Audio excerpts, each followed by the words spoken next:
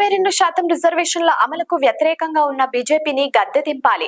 Media సమావేశంలో మాట్లాడిన BRS youth పట్టణాధ్యక్షుడు చలిమెల Bhanuprasad ఈ రోజు కామారెడ్డి జిల్లా కేంద్రంలోని ఆర్ఎండ్బి అతిథి గృహంలో ఏర్పాటు చేసిన విలేకరుల సమావేశం ఏర్పాటు చేయడం జరిగింది.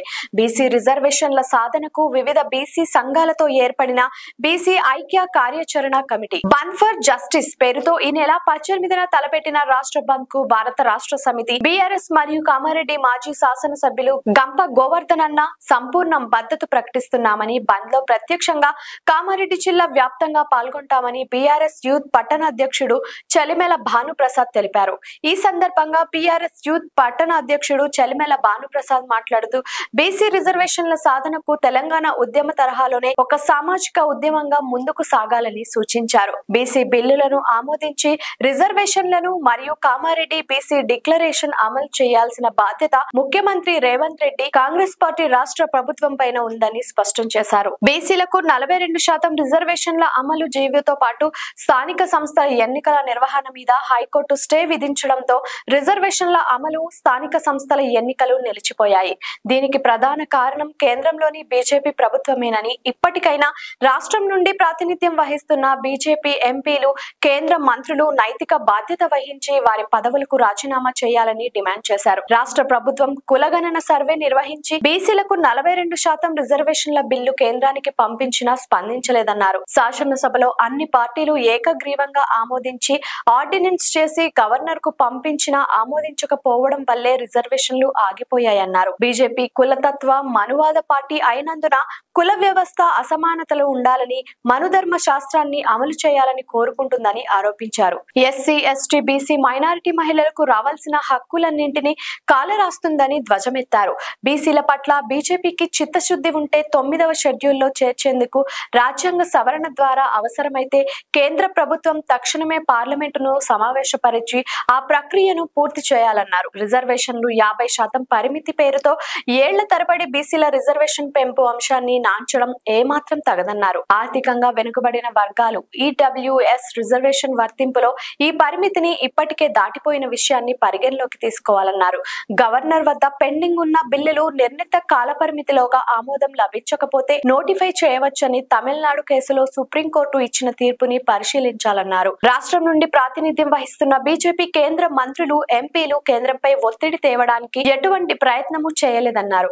కేంద్రంలో అధికారంలో బీజేపీ ఉండడం వల్లనే ఈ రోజు ఈ రిజర్వేషన్లు అమలు కాని పరిస్థితి ఏర్పడిందని, బీసీలకు 42% రిజర్వేషన్లు అమలు కావాలంటే రాష్ట్రంలో, కేంద్రంలో బీజేపీని భూస్థాపితం చేయాలని అన్నారు. బీసీ, జేఏసీ, బీఆర్ఎస్ తో కలిసి వచ్చే అన్ని రాజకీయ పార్టీలను మరియు సంఘాలతో పాటు బంద్ లో పాల్గొన్నారని వారు విజ్ఞప్తి చేశారు. ఈ సమావేశంలో బీఆర్ఎస్ యూత్ ఉపాధ్యక్షులు గడికింది చంద్రకాంత్, యూత్ ప్రచార కార్యదర్శి తోట సంగమేశ్వర్, యూత్ కోశాధికారి నీరడి సాయి, బీఆర్ఎస్ యూత్ నాయకులు పరశురామ్ గౌడ్, షేక్ సమీర్, రాజ్ కుమార్ ఆనంద్, శ్రవణ్ నిశ్వంత్, సాయి తదితరులు పాల్గొన్నారు.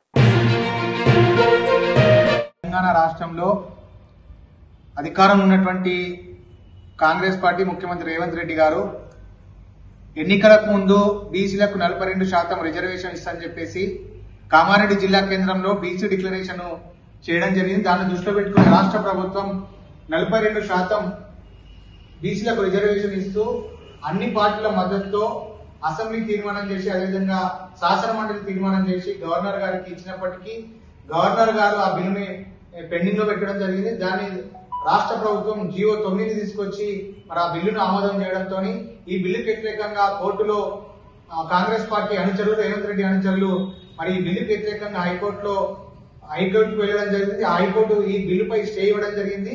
దీన్ని వ్యతిరేకిస్తూ రాష్ట్ర వ్యాప్తంగా బీసీ సంఘాల జేఏసీ ఆధ్వర్యంలో రేపు జరిగేటటువంటి రాష్ట్ర బంద్ను భారత రాష్ట్ర సమితి, బీఆర్ఎస్ పార్టీ, అదేవిధంగా కామారెడ్డి మాజీ శాసనసభ్యులు గంప గోవర్ధన్ అన్న గారు సంపూర్ణమైనటువంటి మద్దతు తెలియజేస్తూ రేపు జరిగేటటువంటి బంద్ లో బీఆర్ఎస్ శ్రేణులు మొత్తం కూడా పాల్గొని బంద్ను విజయవంతం చేస్తామని చెప్పి తెలియజేస్తాం.